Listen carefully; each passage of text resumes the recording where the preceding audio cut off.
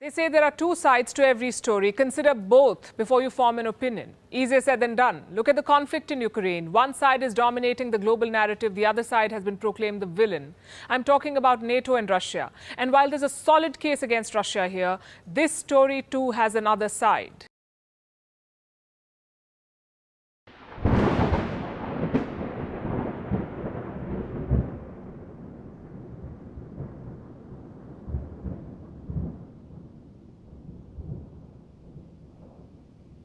In the councils of government, we must guard against the acquisition of unwarranted influence, whether sought or unsought, by the military-industrial complex.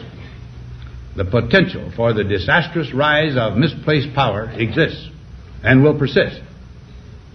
We must never let the weight of this combination endanger our liberties or democratic processes. We should take nothing for granted.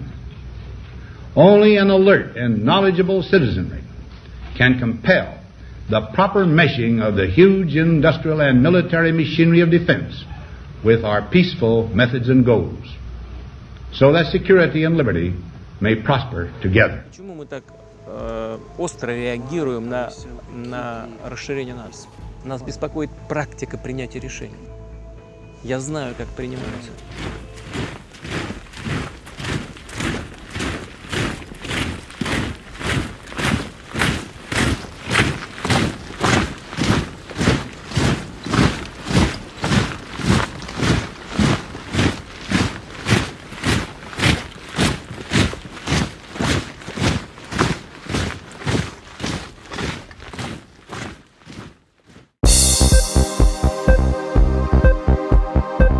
In June, NATO launched its largest war game in Europe since the end of the Cold War. NATO said during its Warsaw summit in July it plans to deploy 4 multinational battalions along the eastern flank, one each in Poland, Lithuania, Latvia, and Estonia. The Pentagon says it'll spend $789 million in 2016 and $3.4 billion in 2017 to bolster NATO's eastern flank. The Nevada test adds a new and dangerous dimension to the growing hostilities between the United States and Russia. The exercise was conducted to send a message to the Russians that the U.S. is prepared to start a nuclear war in Europe. If this seems unimaginable, keep in mind the United States is the only country in the world to have ever used nuclear weapons. The United States is attempting to launch a new Cold War and a renewed round of obscene military spending that will rake in trillions of dollars for the military-industrial complex and the financial elite. Instead of profit, the result very well may be the end of life on planet Earth. Я знаю, как принимаются. Когда страна становится членом НАТО, ей уже очень трудно сопротивляться давлению со стороны такой крупной страны, лидера НАТО, как США. И там легко может появиться все, что угодно. Система противоракетной обороны, и новые базы, и если потребуется, и новые ударные комплексы. А нам что делать? Мы должны в этой связи предпринимать контрмеры, то есть ставить под удар наших ракетных систем те объекты, которые, по нашему мнению, начинают нам угрожать. Ситуация напрягает. Did NATO push Ukraine into this war? Hello and welcome to Gravitas Plus. I'm Palki Sharma Upadhyay, and today I want to discuss why NATO cannot escape the blame for what's unfolding in Ukraine. First things first, what is NATO? The North Atlantic Treaty Organization, a security alliance between North America and Europe. It was formed after the Second World War. The goal, they say, was to protect democratic freedom. On the 4th of April 1949, the North Atlantic Treaty was signed. This treaty was simply an anti-Soviet accord aimed at countering any future aggression by the USSR. It established a new balance of power in Europe. It promised all members collective security. That's a core principle laid out in Article 5 of the NATO Treaty. It obliges member states to protect each other in case of a war. It says an armed attack against one ally will be an attack on all allies, meaning if one NATO nation is attacked, all NATO nations will retaliate. This allowed NATO members to pool and share their military resources. They built efficient defense capabilities, but there was more to NATO than just defense. It was an alliance of liberal countries, an engine of democratization that was supposed to promote common values and interests, also push back against the rise of communism. Naturally, Moscow saw this alliance as a threat to its interests. In response, it created the Warsaw Pact in the year 1955. It was a counterweight to NATO, the Warsaw Pact. These were the members. Their goal was the same. If one Warsaw Pact member is attacked, all others will defend it. Moscow began perceiving NATO as a tool of American imperialism, and the assessment was not really off the mark. In 1989, the Berlin Wall collapsed. In 1991, the Soviet Union disintegrated and the Iron Curtain was completely demolished. Europe's regional order hinged on one question: should Germany align itself with the US and NATO, or should it join the Russians through the Warsaw Pact? The US government, under George H.W. Bush, made an offer to Russian President Mikhail Gorbachev. It suggested if Germany became a NATO member, NATO would stop expanding, not 1 inch eastwards. No new members. Today, the US says it made no such promise, that no such deal was ever struck, but hundreds of memos, meeting minutes, and transcripts from US archives indicate otherwise. Nevertheless, Moscow bought the offer.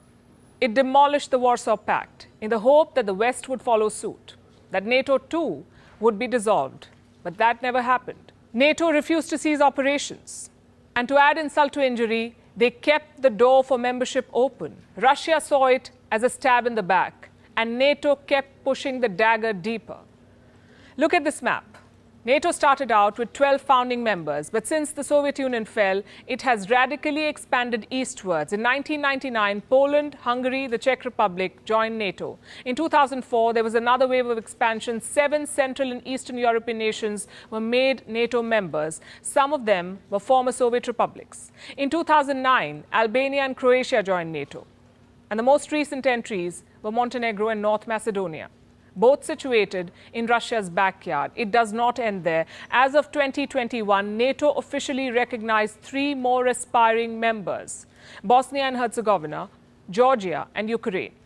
Last we checked, NATO was also in talks with Sweden, Finland, and Serbia for membership. The last reasonably friendly warning from Moscow came in the year 2007. Vladimir Putin addressed the annual Munich conference. Сегодня мы наблюдаем почти ничем не сдерживаемое гипертрофированное применение силы в международных делах, военной силы. Силой, ввергающей мир в пучину следующих один за другим конфликтов.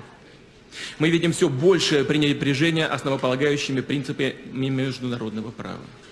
Больше того, отдельные нормы, да по сути чуть ли не вся система права одного государства, прежде всего, конечно, Соединенных Штатов, перешагнула свои национальные границы и, по сути, во всех сферах, и в экономике, и в политике, и в гуманитарной сфере навязывается другим государствам. Ну, кому это понравится? Кому это понравится? И это, конечно, крайне опасно. И ведет к тому, что никто уже не чувствует себя в безопасности. Я хочу это подчеркнуть. Никто не чувствует себя в безопасности. Потому что никто не может спрятаться за международным правом, как за каменной стеной. Такая политика является, конечно, катализатором гонки вооружений. Мы можем считать применение силы только если решение принято на основе и в рамках ООН. И не надо подменять Организацию Объединенных Наций ни НАТО, ни Евросоюзом. Получается, что НАТО выдвигает свои передовые силы к нашим государственным границам. А мы, строго выполняя договор, никак не реагируем на эти действия.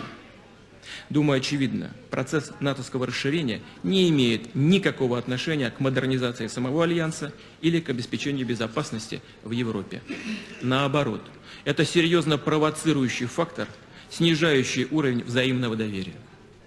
И у нас есть справедливое право откровенно спросить, против кого это расширение. И что стало с теми заверениями, которые давались западными партнерами после распуска Варшавского договора? Где теперь эти заявления? О них даже никто не помнит. Но я позволю себе напомнить в этой аудитории. Камни и бетонные блоки Берлинской стены давно разошлись на сувениры. Но нельзя забывать, что ее падение стало возможным в том числе и благодаря историческому выбору, в том числе нашего народа, народа России. Выбору в пользу демократии и свободы, открытости и искреннего партнерства со всеми членами большой европейской семьи. Сейчас же нам пытаются навязать уже новые разделительные линии, стены. Пусть виртуальные, но все-таки разделяющие, разрезающие наш общий континент. Неужели вновь потребуются долгие годы и десятилетия, смена нескольких поколений политиков, чтобы разобрать и демонтировать эти новые стены? These sentiments have been echoed by a host of American strategists. I'll give you a few examples.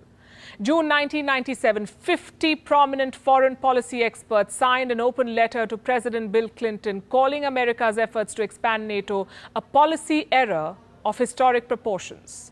This is Robert M. Gates. He was the defense secretary in the Bush and Obama administrations. He wrote in his memoir that trying to bring Georgia and Ukraine into NATO was truly overreaching. Then we have Strobe Talbot, a former Deputy Secretary of State. He described the Russian perception in a similar way, how they consider NATO as a vestige of the Cold War, and point out that if the Warsaw Pact was disbanded, why did the West not dismantle NATO? So several voices in the Western world had warned that Russia's protests have merit and that NATO expansion could spell serious trouble. Yet, successive American administrations paid no heed to these warnings. They kept widening NATO's security umbrella.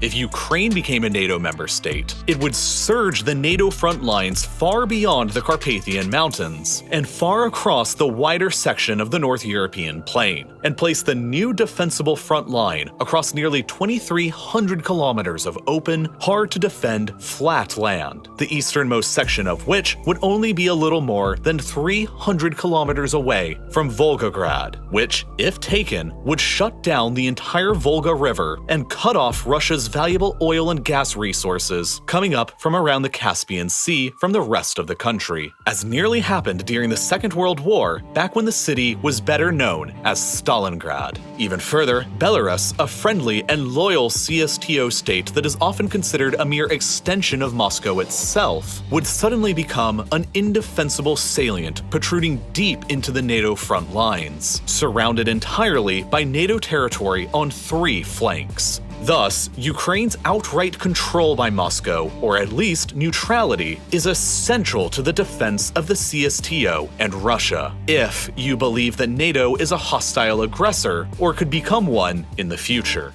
А сегодня мы видим инфраструктуру НАТО прямо у нашего дома.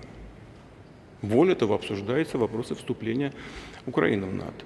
И тут же говорят, что ее завтра не примут. А примут тогда, когда ее подготовят к этому. Но для нас это может быть уже поздно. Поэтому мы хотим решить этот вопрос сейчас. По поводу, хотим мы этого или нет. Конечно, нет. Именно поэтому мы и выдвинули предложение о переговорном процессе, результатом которого должна быть договоренность об обеспечении равной безопасности всех, включая нашу страну. Does this justify the war? Absolutely not. Russia's actions are criminal, no two ways about it. But the West is not innocent either. They did not do what they could have to avert this war. Well, you know, my predecessor who sat in this seat, President Obama, used to say, we'd be all right if we left everything to the Nordic countries. We'd be fine. Well, we usually don't start wars. Well, thank you very much. Thank you all for being here. Well, we usually don't start wars.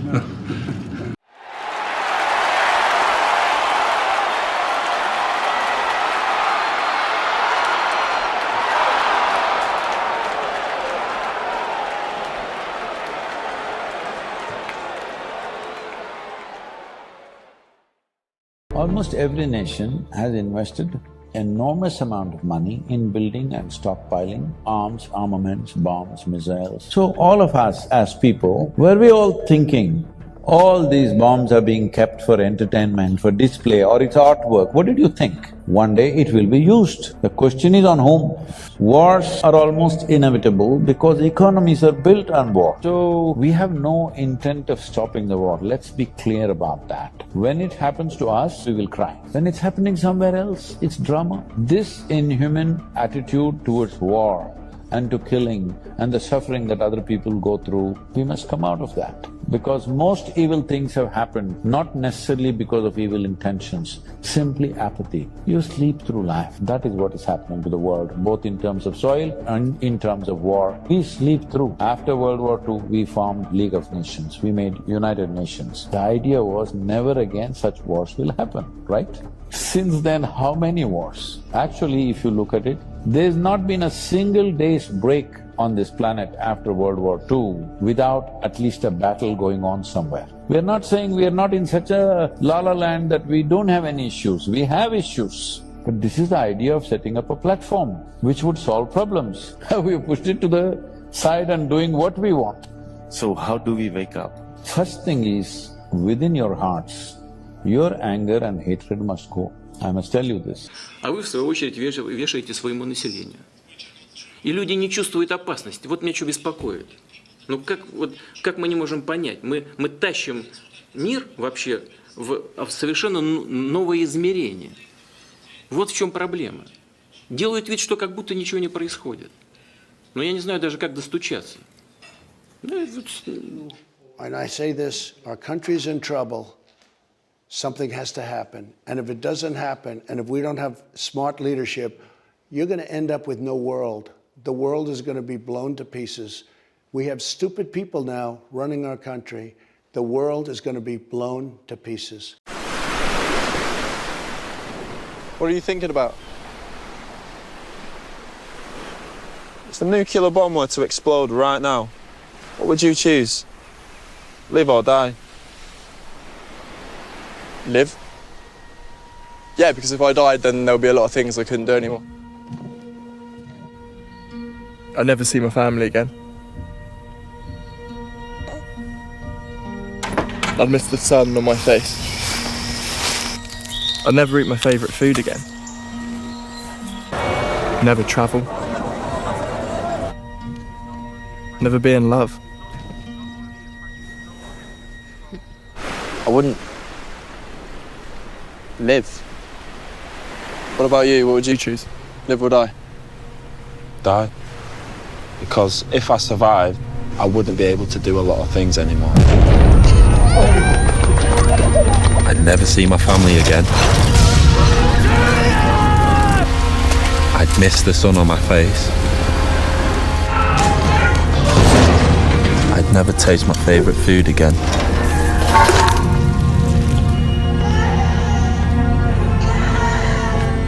Never travel.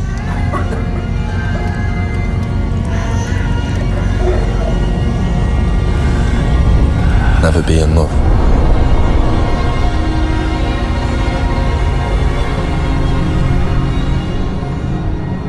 I wouldn't live.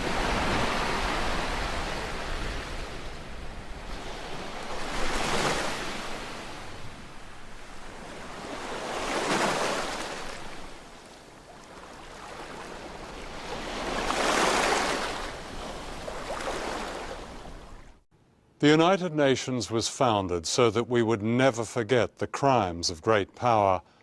Are we now in danger of forgetting?